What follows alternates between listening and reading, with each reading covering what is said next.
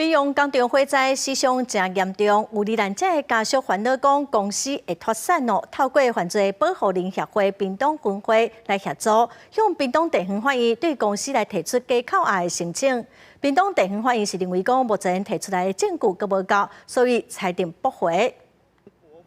那驳回的理由是因为有一些资料的准备方面，他们认为会有一些疑虑。周县长第一时间就已经在跟犯保协会那边联系，那希望他们补充资料之后，能够协助我们的家属再一次的提出我们的假扣押。